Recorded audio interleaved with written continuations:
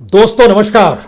दोस्तों, भारत में health care sector का बाजार तकरीबन 27 लाख करोड़ का है और इस 27 लाख करोड़ में से 22 लाख करोड़ पर कब्जा प्राइवेट सेक्टर का है।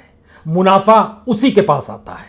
इस देश के भीतर में जो न्यूज चैनल चलते हैं उनका अपना बाजार तकरीबन 2 से 3 लाख करोड़ का है और 99% हिस्सा मुनाफे पर टिका है, प्राइवेट सेक्टर के हाथ में है। इस देश के भीतर में बरस दर बरस जो चुनाव होते हैं, अगर 5 साल में उसको एक साथ जोड़ दीजिएगा तो तकरीबन 50 से 60 लाख करोड़ का यह पूरा बाजार है चुनाव का। सवाल यही है कि इस देश के भीतर में जब सब कुछ पूंजी पर टिकी है, मुनाफे पर टिकी है, बाजार पर टिकी है, तो फिर इस देश में कोई भी संकट आए, कोई भी महामारी आए, उस पर लीपापोती करने के लिए सत्ता, कॉरपोरेट, पूंजी लगाया हुआ हेल्थ सेक्टर में वह तमाम प्लेयर्स और मीडिया, इन सब का नेक्सस एक साथ उभर कर आ ही जाएगा। और टेलीविजन स्क्रीन पर जब आप देख रहे हैं लगातार इस देश में कोविड महामारी को लेकर बहस चल रही है, तो कभी ध्यान दीजिएगा कौन लोग हैं, कौन से डॉक्टर हैं जो इस वक्त आंसू बहा रहे हैं न्यूज चैनलों की स्क्रीन पर, और न्यूज चैनल वाले भी किन्हें बुला रहे हैं?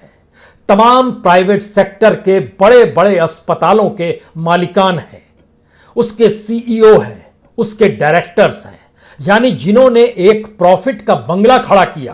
पहली बार भारत के भीतर में वह इमारत ढह-ढहाकर कब गिर जाएगी, अब सवाल यह हो चला है। यही स्थिति भारतीय राजनीति की है। भारतीय राजनीति में चुनाव कराने के लिए सवाल बंगाल का नहीं है, सवाल तो उत्तर प्रदेश के पंचायत चुनाव का भी है। 700 से ज्यादा शिक्षकों की मौत हो गई उस चुनाव को अमल कराने को लेकर, और सुप्रीम कोर्ट भी हाथ खड़े कर देता है कि हम अब मतगणना रोक नहीं सकते हैं, यह हमारे हाथ में नहीं है। इस देश के भीतर में बंगाल में क्या हुआ है वह नजारा आपको एक हफ्ते बाद से मिलना शुरू होगा, जब हो सकता है इतनी बड़ी तादाद में वहां पर संक्रमित मिले और उसके बाद मौत का सिलसिला आपकी आंखों के सामने रेंगता चला जाए। लेकिन आज हम बात इस पर करने नहीं बैठे आपके साथ। हमें तो लगता है कि आज इस देश के उन पन्नों को खोल डालिए जिन पन्नों को अभी भी समेटा जा रहा है, सहेजा जा रहा है और हमारी और आंखों के सामने यह कहकर बार बार परोसा जा रहा है कि इंतजार कीजिए, सब ठीक हो जाएगा। ऐसी परिस्थिति दुनिया के किसी भी देश में नहीं आई जब उस देश से नाता तोड़ लिया दुनिया के तमाम देशों ने, आवाजाही बंद कर दी। कोई भी व्यक्ति अगर भारत से आज की तारीख में ऑस्ट्रेलिया चला जाए उसको जेल हो जाएगी, उसको वहां पर बड़ा फाइन देना पड़ेगा। अमेरिका में 4 मई के बाद से इतनी कड़ी पाबंदी है कि आवाजाही भारत से वहां कोई जा नहीं सकता है और वहां से कोई आ भी नहीं सकता, आएगा तो लौट नहीं सकता है। यह एक ऐसी परिस्थिति है दुनिया में किसी देश को लेकर जिसे एक लिहाज से अनटचेबल की दिशा में लाकर खड़ा कर दिया गया है। क्यों? क्योंकि वहां पर कोई मेडिकल का इंफ्रास्ट्रक्चर नहीं है, क्योंकि वहां पर ध्यान नहीं दिया गया कि वायरस अमीर और गरीब को नहीं देखता है। वहां इस बात की दिशा में कभी ध्यान देने की कोशिश ही नहीं की गई कि राजनीतिक सत्ता और पूंजी तो आती जाती रहेगी, लेकिन जिंदगी तो एक ही बार मिली है और एक ही बार उसे गंवानी भी है। 3 विधायक अगर उत्तर प्रदेश के मर गए, अगर इन सारी परिस्थितियों में इस देश के शानदार लोग, चाहे वो वैज्ञानिक हों, चाहे वो साहित्यकार हों, चाहे वो पत्रकार हों, चाहे एजुकेशनिस्ट हों, चाहे वकील हों, एक लंबी कतार है जिनकी जान जा चुकी है। लेकिन इस देश के भीतर में मौजूदा सरकार ने न सिर्फ पल्ला झाड़ा हुआ है बल्कि राजनीति की जमीन देखिए कितनी ऊपर लाकर खड़ा कर दी कि दिल्ली में राष्ट्रपति शासन लग जाना चाहिए। इसको लेकर बीजेपी के भीतर से आवाज भी आ रही है और दूसरी तरफ हाईकोर्ट निर्देश भी केंद्र सरकार को दे रहा है कि आपने जो ऑक्सीजन तय किया है उतना तो दिल्ली को आपको देना ही पड़ेगा। यह कौन सी परिस्थिति है? इस देश के भीतर में क्या वाकई सरकार है या ऐसा वक्त आ गया है जिसमें राष्ट्रपति को कदम उठाना पड़ेगा कॉन्स्टिट्यूशन के आगे जाकर? इस देश के चीफ जस्टिस को निर्णय लेने पड़ेंगे कॉन्स्टिट्यूशन से आगे जाकर। क्या यह संभव है? इस देश में प्रधानमंत्री इस्तीफा नहीं देते हैं, अपनी सरकार को बर्खास्त नहीं करते हैं और चुनाव मैदान में दोबारा कूदने की स्थिति में कोई प्रधानमंत्री कभी नहीं आया है। तो मौजूदा वक्त में कोई कैसे आ जाएगा। लेकिन जरा स्थिति को पहले आज आप देख लीजिए, समझ लीजिए। स्थिति की शुरुआत इससे होगी कि अब घर में गेहूं, आटा, चावल जमा करने का वक्त नहीं है, मेडिसिन और ऑक्सीजन जमा करने का वक्त है। क्या ऐसी कल्पना किसी ने की थी? ऐसी सरकार की नियम कायदे जिसमें निर्णय हो जाता है, ऐलान हो जाता है कि वैक्सीन 1 मई से 18 साल की उम्र के बाद हर किसी को देने शुरू कर देंगे। लेकिन जो 45 के पार हैं उन्हें भी पहला या दूसरा डोज मिला है या नहीं, और नहीं मिल पाने की वजह कहीं वैक्सीन का नहीं होना तो नहीं है। कोई ध्यान नहीं, किसी दिशा में कोई ध्यान नहीं। इस देश के भीतर में अस्पतालों की कतार राज्य दर राज्य जब देखना शुरू कीजिएगा तो हैरत में आ जाइएगा। लगभग 70% औसत अस्पताल प्राइवेट हाथों में है। वो प्राइवेट हाथ जिन्होंने इससे पहले कभी इलाज नहीं किया। प्राइवेट अस्पतालों के डॉक्टर्स इलाज नहीं करते हैं, बल्कि ऑपरेशन करते हैं, रिपोर्ट्स मंगाते हैं। लाखों का ऑपरेशन होता है। पहली बार मास लेवल पर हेल्थ केयर का सवाल उठा है। और ध्यान दीजिए टेलीविजन स्क्रीन पर, इसलिए तमाम बड़े अस्पतालों के डायरेक्टर, सीईओ या मालिकान आकर बैठ रहे हैं क्योंकि वो समझ पा रहे हैं कि अगर कोई डॉक्टर आकर बैठना शुरू कर देगा और उसने बताना शुरू कर दिया कि दरअसल अस्पताल तो मुनाफे का केंद्र है, इसमें तो 2500% तक मुनाफा होता है। आप कहेंगे इतना ज्यादा? हमें लगता है आज इन पन्नों को खोलने की जरूरत इसलिए है क्योंकि मनी साइफोन की मशीन भारत में अस्पताल के तौर पर ही है, और डॉक्टर की प्रोफेशनल डिग्री उसकी उस कमाई से जुड़ती है जिस अस्पताल से वो जुड़ता रहा है। वहां पर कितनी कमाई वह अस्पताल को दे सकता है, आज हम उसके आंकड़े भी आपको बताने वाले हैं। इसीलिए जब जयपुर गोल्डन हॉस्पिटल के मालिक के आंखों से आंसू निकल जाते हैं ये कहते हुए ऑक्सीजन नहीं थी, 25 मर गए। और आज बत्रा हॉस्पिटल की तरफ से हाईकोर्ट में जानकारी दी, 8 की मौत इसलिए हो गई क्योंकि ऑक्सीजन नहीं है। पहली नजर में स्टेट फेल है, और स्टेट फेल है तो किसी की जिम्मेदारी नहीं है। ना हेल्थ मिनिस्टर की जिम्मेदारी है, ना हेल्थ सेक्रेटरी की जिम्मेदारी है, ना ही इस देश के भीतर में जो अंडर सेक्रेटरी और सेक्रेटरी लेवल से लेकर पीएमओ के भीतर जो पूरी की पूरी कोटरी बैठी हुई है उसकी भी कोई जिम्मेदारी नहीं है। इस देश में पहले इस्तीफा हुआ करते थे, अब इस्तीफा नहीं होता है। लेकिन सवाल उसके आगे का इसलिए है क्योंकि इस देश का यह संकट खत्म नहीं हुआ है, यह तो शुरुआत है। और आने वाले वक्त में जो माना जा रहा है कि लगभग 10 से 30 गुना तक इसमें बढ़ोतरी हो सकती है, तो यह कल्पना के पार है कि क्या वाकई हमारे पास कोई ऐसी सोच बची नहीं है जहां हम उस वैकल्पिक सोच को देश के सामने रख सकें और उसे अब लागू करा सकें, जिससे इस देश में मास लेवल पर, हम तो कहेंगे कि मैसेकर हो रहा है इस देश के भीतर में, और मास लेवल पे जो लोगों की मौतें हो रही हैं उसको रोका जाए। क्या ऐसी व्यवस्था हो सकती है? क्या तुरंत इस देश में नेशनल गवर्नमेंट नहीं बन जानी चाहिए? क्या इस देश के भीतर में तुरंत आर्टिफिशियल इंटेलिजेंस के जरिए आईआईटी और आईएम या जितने बड़े इंस्टीट्यूट हैं जो कि साइंटिफिक तरीके से काम करते हैं, सोचते हैं, उनके जरिए इसको किस रूप में इस देश में मेडिसिन, इस देश के भीतर में हॉस्पिटल, इस देश के भीतर में ऑक्सीजन, कैसे उसका डिस्ट्रीब्यूशन हो, कैसे मजदूरों तमाम मरीजों को घरों में रखा जाए, इन तमाम बातों के जिक्र करने की जरूरत नहीं है क्या? इसलिए नहीं है क्योंकि इस देश के भीतर में, जब हम आपसे शुरू में जिक्र किया, $372 बिलियन का भारत का हेल्थ केयर का मार्केट है। 372 बिलियन का मतलब है 27,56,352 करोड़। और कोविड से पहले का ये जो मार्केट था वह लगभग 21 लाख करोड़ का था, यानी सिर्फ साल भर में यह 6-6.5 लाख करोड़ बढ़ गया है। इतना ही नहीं, अगर आप पहले कुछ चले जाइएगा, यानी 2014-15 में चले जाइएगा, तो भारत के हेल्थ केयर का मार्केट सिर्फ 7,15,000 करोड़ का था। यानी 7,15,000 करोड़ 2015 में, और 2021 में हम आकर बैठ गए हैं लगभग 27 लाख करोड़ पे, जिसके 80% पर कब्जा प्राइवेट सेक्टर का है।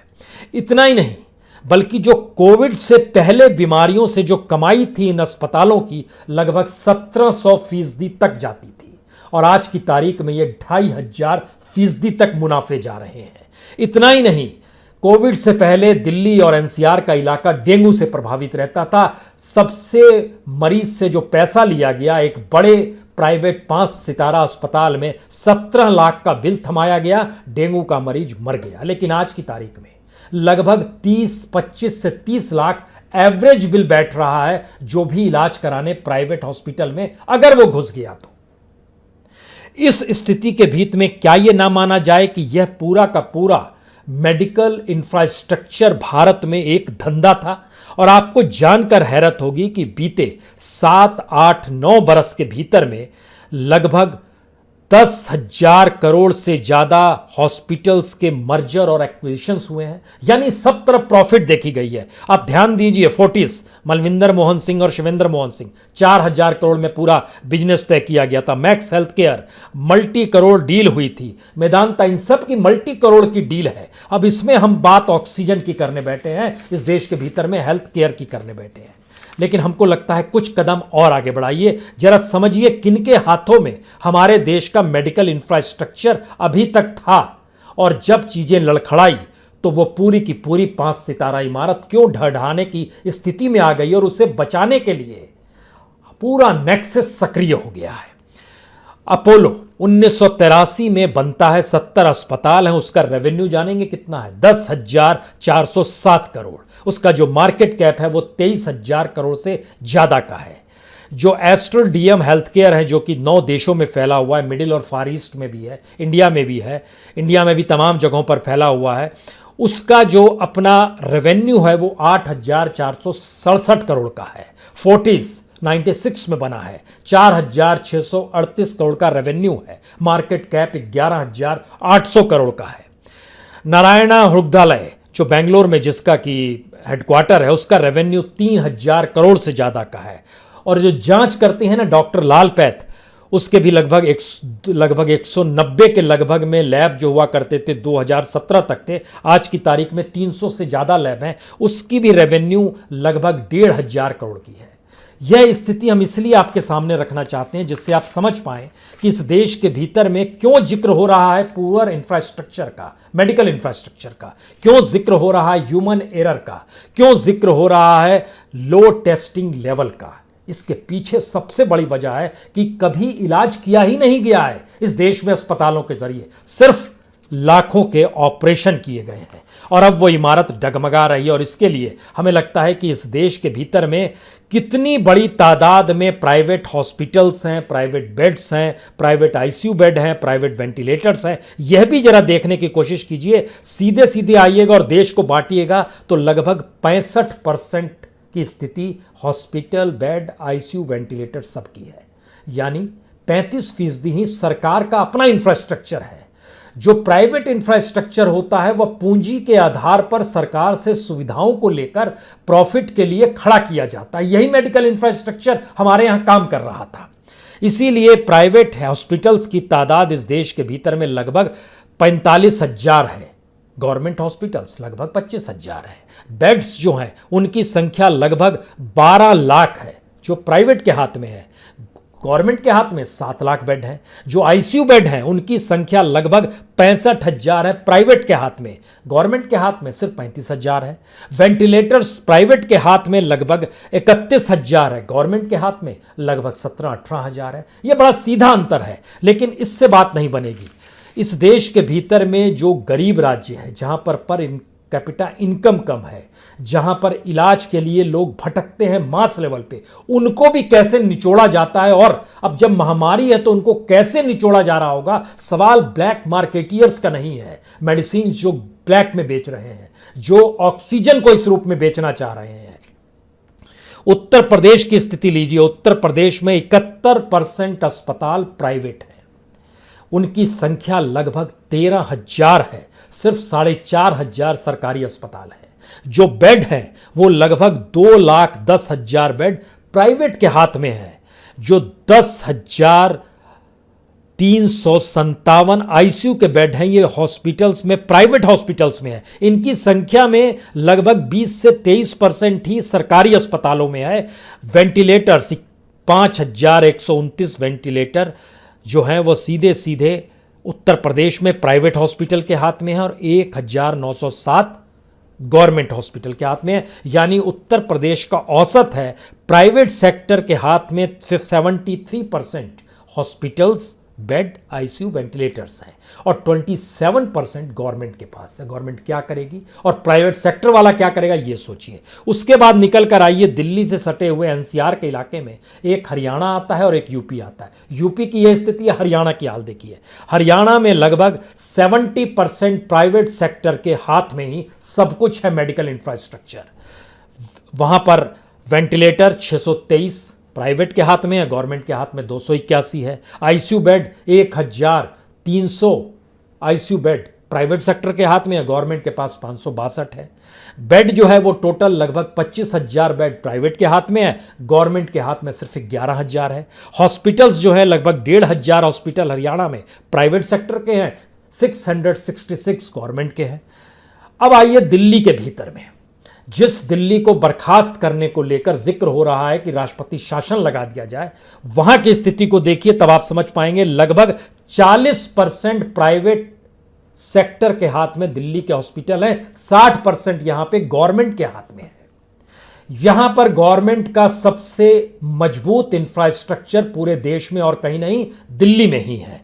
दिल्ली के भीतर में 67 हॉस्पिटल, सीधे तौर पर समझें तो ये प्राइवेट के हाथ में है, लेकिन 109 हॉस्पिटल गवर्नमेंट के हैं, 40% ही प्राइवेट के हाथ में है।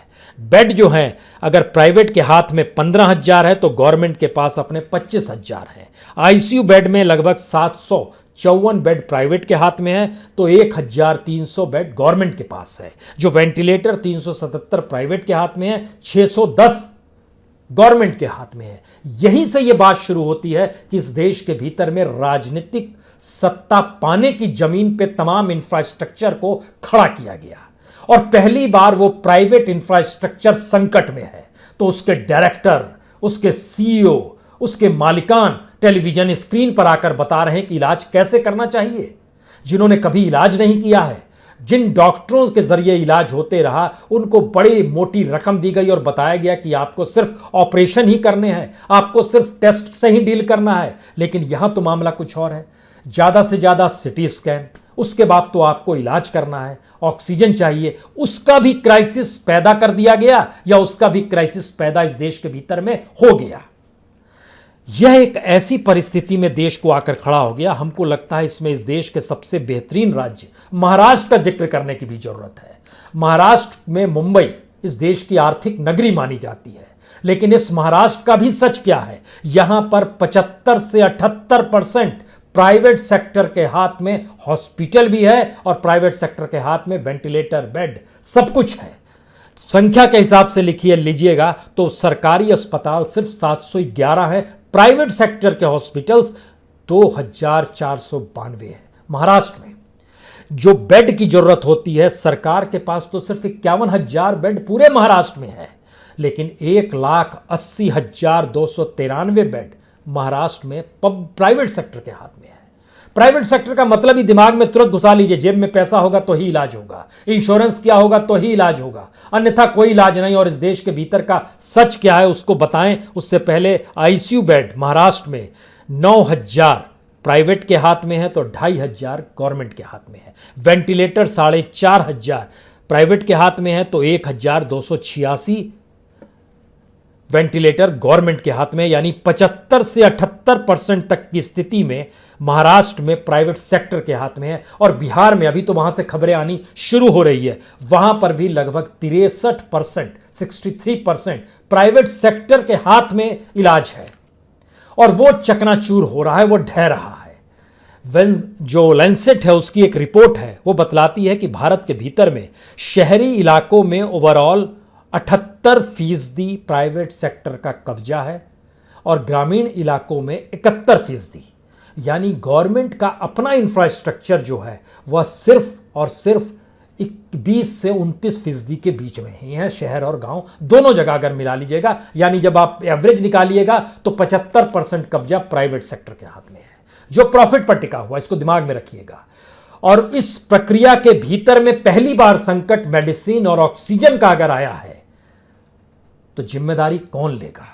उस इंफ्रास्ट्रक्चर को बचाने की लड़ाई हर कोई लड़ रहा है। मरीजों को बचाने की लड़ाई कोई नहीं लड़ रहा है, मरीजों को किस रूप में इलाज मिले इसकी लड़ाई कोई नहीं लड़ रहा है। उस इंफ्रास्ट्रक्चर को पैदा करने की कोशिश के लिए हाई कोर्ट के दरवाजे खटखटाए जा रहे हैं, सुप्रीम कोर्ट सुओ मोटो में अपने हाथ में ले रहा है, लेकिन यह कहने को तैयार नहीं है कि आज की तारीख में इस देश में अब नेशनल गवर्नमेंट की जरूरत आन पड़ी है, जहां पर वाकई राष्ट्रीय सरकार बने और पार्टियां खत्म हो, इलेक्शन खत्म रोक दिए जाएं। इन सब चीजों से देश नहीं बचेगा, इलेक्शन से लोग नहीं बचेंगे तो कैसे चीजें होंगी। हमें लगता है कि यहां पर तो आपको याद हम ये भी दिला दें कि जब नागासाकी और हिरोशिमा पर न्यूक्लियर बम गिराया गया था, उस वक्त हिरोशिमा में 1,29,000 लोगों की मौत हुई थी, नागासाकी में 2,26,000 लोगों की मौत हुई थी। और फिर उसके बाद एक के बाद एक जो अलग अलग महीने साल बीतते बीतते जो असर पड़ा, वो हिरोशिमा में लगभग 1,46,000 लोगों पर असर पड़ा, तो नागासाकी में लगभग 90,000 लोगों पर असर पड़ा। यह एक स्थिति है। सेकेंड वर्ल्ड वॉर में लगभग 7.5 करोड़ लोगों की मौत हुई थी। लेकिन अगर हम आपसे यह कहें कि भारत को लेकर जो दुनिया एनालिसिस कर रही है वो इतनी डराने वाली है कि उसमें सेकेंड वर्ल्ड वॉर भी समा जाएगा और हिरोशिमा नागासाकी भी समा जाएगा, तब आप क्या कहेंगे? क्या इस देश के भीतर में मौजूदा सरकार को खत्म करके इस देश में नेशनल गवर्नमेंट बनाने की जरूरत नहीं है? इस देश में कोई व्यक्ति सामने क्यों नहीं आता? वो डरता है मौजूदा राजनीतिक सत्ता से कि कल उसका कहीं नाम हो गया तो फिर मुश्किल हो जाएगी। कॉरपोरेट वाला अपने पीछे हाथ खींचे हुए है, बॉलीवुड आधे से ज्यादा खाली हो गया, विदेश चला गया, कॉरपोरेट के तमाम लोग विदेश चले गए। अब इस बीच में तो भारत अलग थलग पड़ के एक टापू की तरह दुनिया के सामने पड़ा हुआ है, जहां से लोगों की आवाजाही रोक दी गई है। जिम्मेदारी इस देश के लोगों को क्यों नहीं लेनी होगी? और इस देश के भीतर में जब हम इस बात का जिक्र करते हैं कि चुनाव भी करा दिए जाते हैं, बैंड बाजे भी बज जाएंगे, और उस चुनाव के भीतर में उत्तर प्रदेश में ताजा आंकड़ा बताता है कि 7, 8, 9 शिक्षकों की मौत उस चुनाव को अमल कराने को लेकर हो गई। बंगाल में 3 कैंडिडेट्स की मौत हो गई जो चुनाव लड़ने के लिए प्रचार कर रहे थे। उत्तर प्रदेश में 3 एमएलए मर गए। इस देश के भीतर में 140 से ज्यादा जर्नलिस्टों की मौत हो गई। ऑक्सीजन ना मिलने की वजह से इस देश में, चाहे वो बत्रा हॉस्पिटल हो, चाहे वो जयपुर गोल्डन अस्पताल हो, चाहे वो पंजाब का इलाका हो, हरियाणा का इलाका हो, सब जगह मिलाइएगा तो ऑक्सीजन ना मिल पाने की वजह से हॉस्पिटल में भर्ती रहने के दौरान मौतों की संख्या लगभग 190 है। जो अस्पताल के भीतर हैं उनकी मौत की हम पूरी संख्या बता रहे हैं आपको। यानी वहां पर तो चीजें उपलब्ध हो जानी चाहिए थी, लेकिन वह भी इंफ्रास्ट्रक्चर अगर ढह के गिर गया है तो इस देश के भीतर में क्या पहली बार नेशनल गवर्नमेंट की इसलिए जरूरत नहीं है कि हम एक उस सोच के साथ मास लेवल पे हेल्थ केयर को ध्यान दे सके जहां पर पूंजी ना हो? क्या इस बात का ऐलान नहीं हो सकता है कि इस देश के भीतर में कोई भी प्राइवेट सेक्टर का हॉस्पिटल हो जो बेड दे रहा हो, जो ऑक्सीजन दे रहा हो, वो पैसा नहीं लेगा, और एवरेज हर मरीज को लेकर सरकार अपने तौर पर अब बजट बना लेगी कि उस पर हर मरीज पर खर्चा जो आएगा वो कोई भी निर्धारित करे, 1 लाख करे, 5-5 लाख का तो इंश्योरेंस दिया ही हुआ है प्रधानमंत्री की इंश्योरेंस योजना के तहत। कहां है वो 5 लाख? कहां है अस्पताल? इस देश के भीतर में 5 लाख का अगर एवरेज भी निकाल दिया जाए हर एक मरीज को लेकर जो अस्पतालों भर्ती होगा, वह जिम्मेदारी सरकार लेगी और इंश्योरेंस कंपनियों के साथ सरकार डील करेगी कि वह उस अस्पताल को पेमेंट करे, लेकिन मरीजों से पैसा नहीं लिया जाएगा। लेकिन यहां पर भी कोई ये तभी संभव है जब आप एक नेशनल गवर्नमेंट बनाने की दिशा में बढ़ जाए, अन्यथा चीजें ढहती चली जा रही है, अन्यथा चीजें बच नहीं पा रही है। और अगर यह स्थिति धीरे धीरे आती चली जा रही है तो पूरी दुनिया भारत से डरने लगी है। हमें लगता है कि शायद इसके लिए बड़ा निर्णय इस देश के राष्ट्रपति को भी लेना पड़े, इस देश में चीफ जस्टिस को भी लेना पड़ेगा, उन्हें बातचीत करनी पड़ेगी, सेना के तीनों अंगों के मुखियाओं के साथ बैठना पड़ेगा, चीफ जस्टिस को, राष्ट्रपति को। हम यहां इसलिए इस बात का जिक्र करने की जरूरत महसूस करते हैं, कैसे संभव है इस देश में इतनी मौत और इतनी अफरा तफरी और इतनी मुश्किल परिस्थितियों के बीच में किसी की कोई जिम्मेदारी नहीं है? यह कैसे संभव है? लेकिन हो रहा है इस देश के भीतर में। और अगर यह हो रहा है तो हमें लगता है कि आप इसको अगर यह मानकर चल रहे हैं कि शायद कोई अवतरित हो जाए, यदा यदा से धर्मस्य, जब जब धर्म का नाश होगा तब तब मैं आऊंगा। गीता में तो कहा गया ना, कुरुक्षेत्र में। और लंका क्यों जली थी? लंका वासियों का कोई दोष नहीं था, रावण थे जो अभिमान से चूर थे, अहंकार से चूर थे। और ध्यान दीजिए, जब लंका जल रही थी उसके जो भी दृश्य नाटकों के जरिए, टेलीविजन सीरियल के जरिए जब स्क्रीन पे उभरते हैं, इस देश के भीतर में शमशान घाटों की जो तस्वीरें दुनिया की पत्रिकाओं में, अखबारों में, टेलीविजन स्क्रीन पे रेंगती हुई नजर आई है, कुछ वैसी ही परिस्थिति है। तो क्या भगवान भी हमसे रूठ गए हैं? इस देश में तो राम मंदिर भी बन रहा है अयोध्या में। केदारनाथ की यात्रा करने के बाद पहुंचे थे खुद प्रधानमंत्री, उन्होंने ही तो वहां पर शुरुआत की। राम मंदिर बन रहा है। अयोध्या वही है जहां कभी मस्जिद थी। अयोध्या वही है जहां पर एक वक्त उत्तर प्रदेश के मुख्यमंत्री ने गोलियां चलवाई थी। अयोध्या वही है जहां पर जिन परिस्थितियों के बीच में वहां पर लोगों ने हिंसा भी देखी है।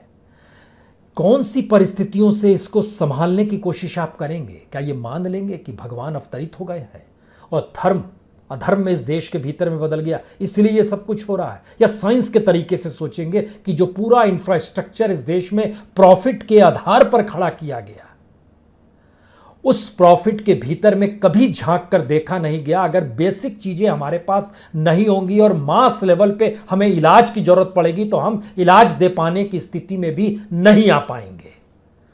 दुनिया के लिए भारत का मेडिकल हेल्थ केयर का बाजार इसलिए सस्ता और लुभाने वाला है क्योंकि यहां पर दुनिया के दूसरे देशों की तुलना में प्रति व्यक्ति आय के लिहाज से भारत बेहद गरीब है, तो यहां सस्ता इलाज हो जाता है। इलाज ना कहें, यहां सस्ता ऑपरेशन हो जाता है। यही इस देश का सच है। क्या यह सरकार को बर्खास्त नहीं किया जाना चाहिए? क्या इस देश के भीतर में नेशनल गवर्नमेंट नहीं बननी चाहिए? क्या इस देश के भीतर में तमाम ऐसे इंस्टीट्यूशंस जो इन्होंने वर्क किया है इस बात को लेकर कि कैसे रिसर्च होता है, कैसे इंफ्रास्ट्रक्चर को डेवलप किया जा सकता है, कैसे मास लेवल पर इलाज की ज़रूरत है, दुनिया की तमाम बड़ी कंपनियां जो वैक्सीन बना रही है उनसे तुरंत कॉन्ट्रैक्ट किया जाना चाहिए। इस देश की सेना सक्रिय हो चली है, अब वो जगह जगह पर अस्पताल बना रही है, इसमें भी कोई दो मत नहीं है। लेकिन पूरा डिस्ट्रीब्यूशन सिस्टम ही हमारा जब मुनाफे पर, प्रॉफिट पर टिका हुआ होगा तो फिर वो डिस्ट्रीब्यूशन सिस्टम कैसे मास लेवल पे इलाज की दिशा में वैक्सीन पहुंचाएगा? वो तो ब्लैक मार्केटिंग करेगा। यही हो भी रहा है। आखिरी बात, स्थिति आज की तारीख में जो भी है, आने वाले वक्त में कोई उम्मीद और आस इसलिए नजर नहीं आती है क्योंकि हम राजनीतिक तौर पर, हम सामाजिक तौर पर और हम आर्थिक तौर पर, तीनों परिस्थितियों में देश की जो स्थिति है उसमें दुनिया के सामने भारत की स्थिति जर्जर हो चली है। और कोई उम्मीद इस देश के भीतर में गवर्नेंस के सरोकार जनता के साथ कैसे हो, जनता का जुड़ाव इस देश की राजनीतिक सत्ताओं से कैसे हो, इन सब से हटकर अभी भी ये मानकर चला जा रहा है कि जिसके पास पैसा है वो बच जाएगा। अगर ऐसा होता, वायरस अगर पैसा और नहीं पैसा देखता तो वो अमेरिका में इतना तांडव नहीं मचाता, वो ब्रिटेन में इतना तांडव नहीं मचाता, वो यूरोप को इतना परेशान नहीं करता। इसीलिए जो सोच रहे हैं कि हम सुरक्षित हैं, उन्हें यह समझना होगा जब तक एक एक व्यक्ति इस देश का सुरक्षित नहीं है तब तक आप भी सुरक्षित नहीं हैं। बहुत बहुत शुक्रिया, बहुत बहुत शुक्रिया।